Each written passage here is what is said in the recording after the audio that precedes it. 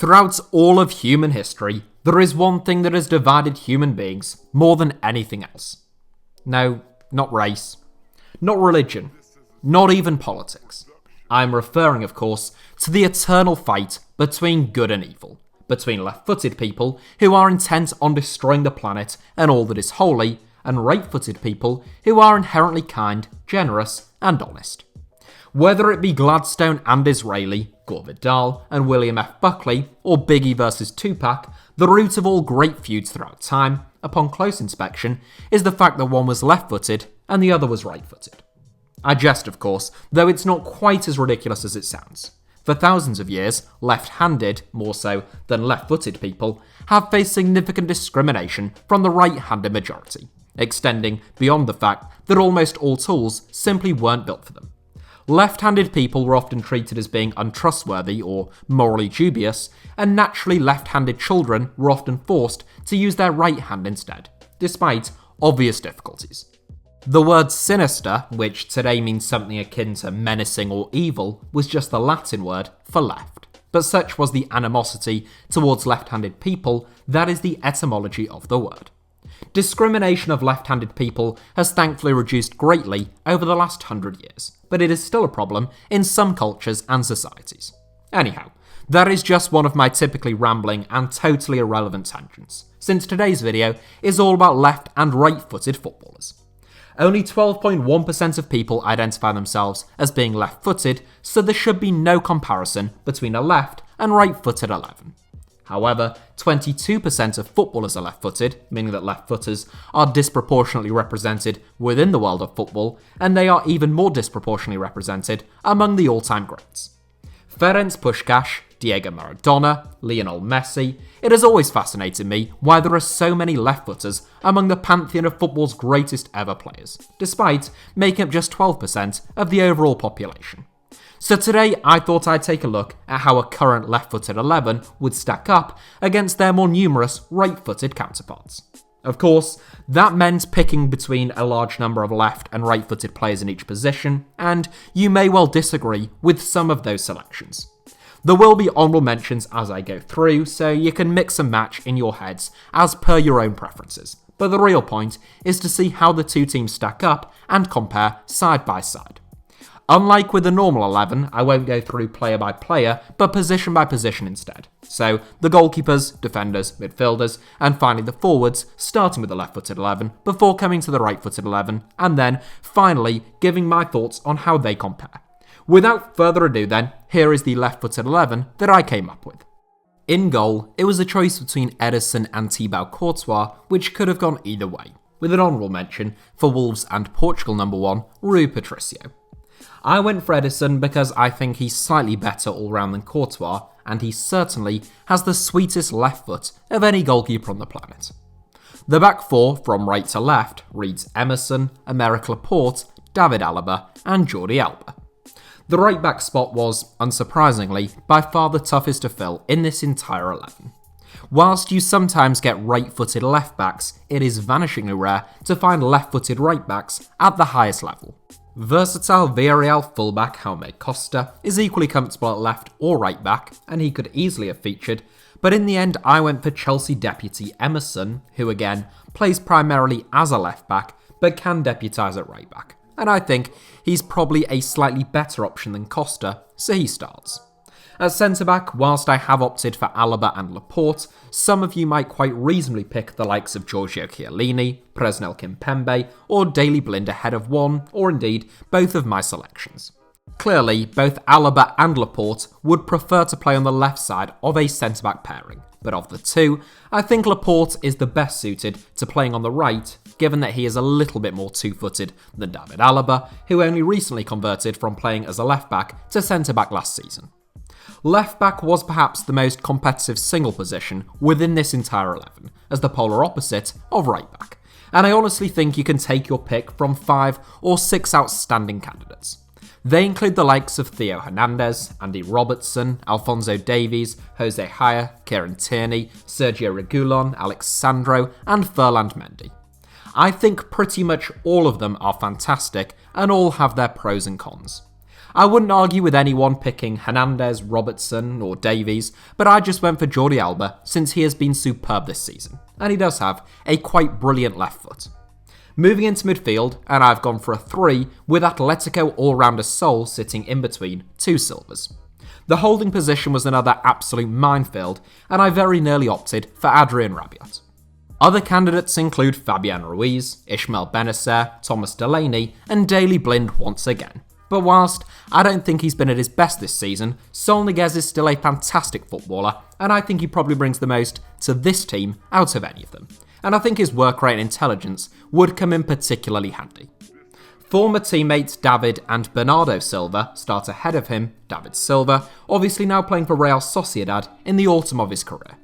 He may be 35 now, but Spain's 6th most capped and 4th highest scoring player of all time still never stops running, his decision making is superb, and he has a flawless left foot. Bernardo Silva has looked back to his best for much of this season, following a slight drop-off along with the rest of the Man City squad last season, and again I think his energy and dynamism would work wonders within this 11. Honourable mentions in central midfield and perhaps a little further forward are owed to the likes of Sergio Canales, Martin Odegaard, Mikel Moreno and Kai Havertz. But right now, I think the two entirely unrelated Silvers are the pick of the bunch. And lastly, completing our star-studded left-footed 11 is our phenomenal front 3 of Lionel Messi, Erling Haaland and Mohamed Salah. Messi obviously requires no introduction or justification as arguably the greatest left-footed footballer of all time. It was just a matter of where he played. Haaland's inclusion is slightly more debatable due to the likes of Romelu Lukaku and Antoine Griezmann, but I still think he is the obvious choice, having scored 33 goals in 31 games this season with the most lethal left foot in world football right now. Again, Mohamed Salah is not without competition, which arrives in the most notable form of Leroy Sané, but when you look at what Salah has done over the last few years, personally I am of the opinion that he has to start, even if it is out of position. Aside from those I've already mentioned, further left footers worthy of honourable mentions include the likes of Paulo Dybala, Dusan Tadic, Hakim Ziyech, Josip Ilicic, James Rodriguez, Angel Di Maria, Gareth Bale, and I've no doubt there are many others.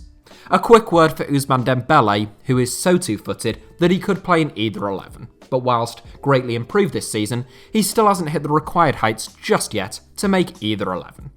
Now over to the right-footers, who are much larger in number, but let's see how they compare in talent. Between the sticks, it is even more competitive than the left-footers, as the righties can choose from arguably the 3 or 4 best goalkeepers in world football right now. The leading lights are Jan Oblak, Manuel Neuer, Alisson Becker, and Marc-Andre ter Stegen, with Wojciech Szczesny and Samir Handanovic probably belonging to the bracket ever so slightly below them. I was torn between Oblak and Neuer, as I always am when picking between those two.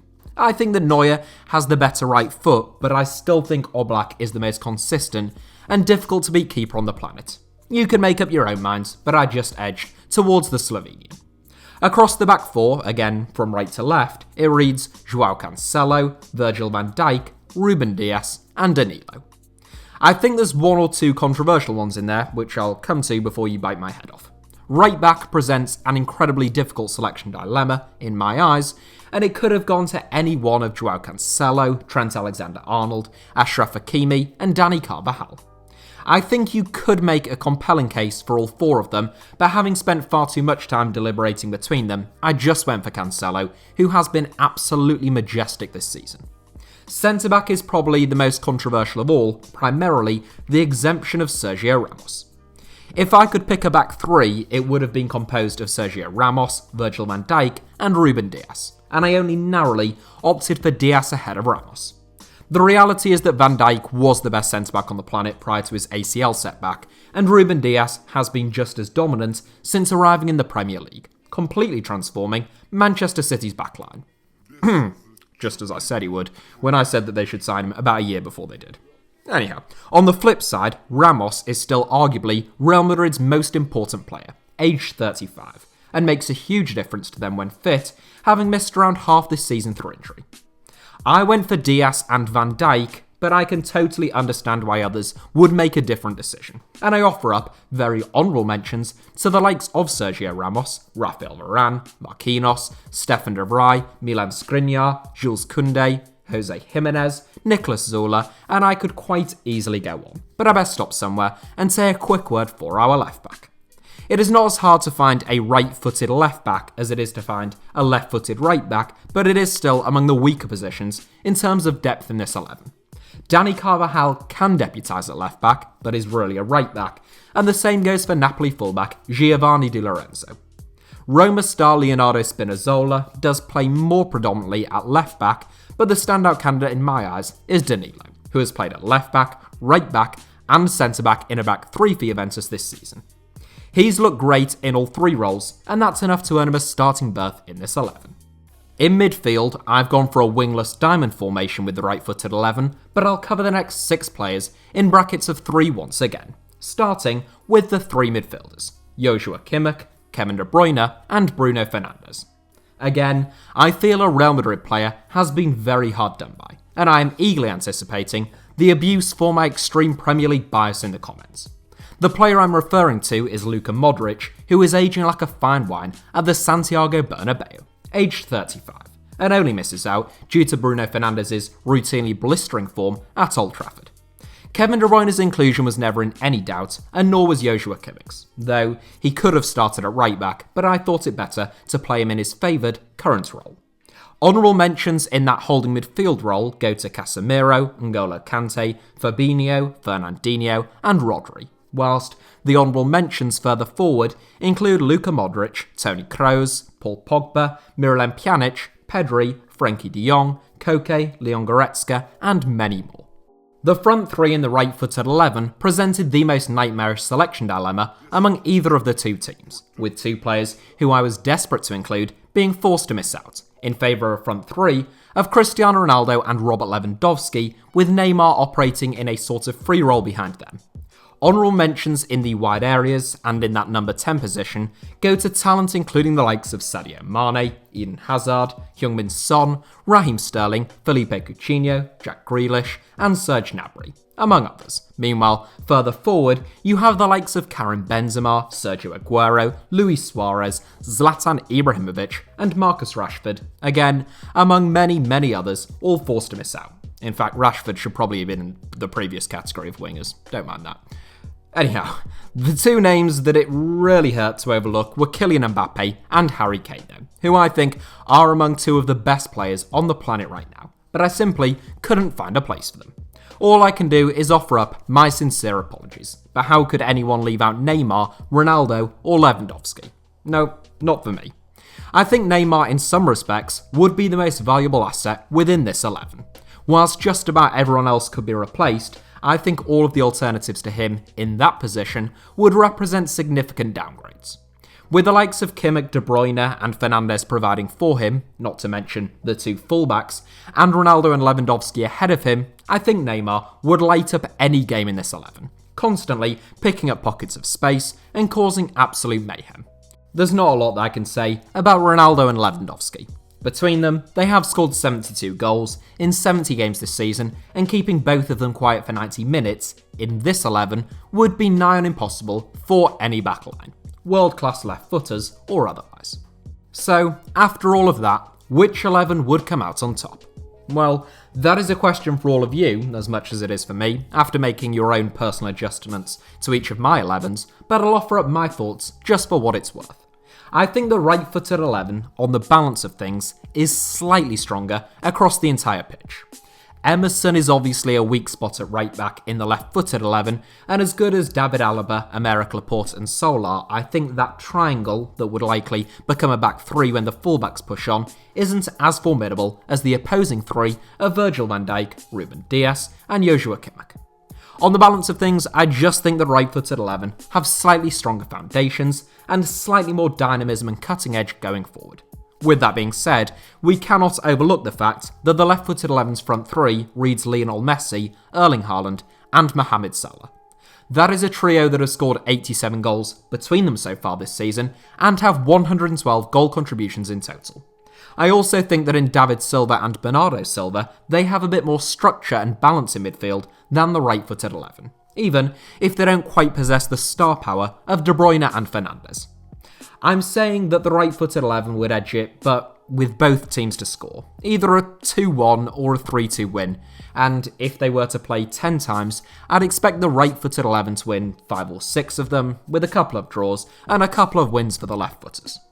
You might totally disagree with my team selection and with my assessment of both teams, but I think most reasonable people would agree that it isn't a total mismatch, which it really ought to be, given that only 12.1% of people are actually left-footed. It is difficult to come up with a definitive answer as to why left-footed players appear to be over-representative and punch above their weight in football. Some people have suggested that it's because players learn to play against right-footed players more often, given that most players are right-footed, meaning they are less familiar and comfortable when they come up against particularly a very talented left-footed player. That seems like a weak justification in my eyes, but leave your thoughts down below in the comments on why there are so many great left-footed players, who you think would win between my left and right-footed 11s, and why I'm an idiot for picking Jordi Alba over Theo Hernandez or Ruben Dias ahead of Sergio Ramos. Thank you all as ever for watching. Please do hit the like button if you enjoyed today's video, it means a lot. As I say, let me know your thoughts down below in the comments, and make sure to subscribe and turn on notifications by hitting the little bell icon for HITC Sevens. You can also find me on either Twitter or Instagram, or indeed both, via the username at HITC Sevens on both, should you wish to do so.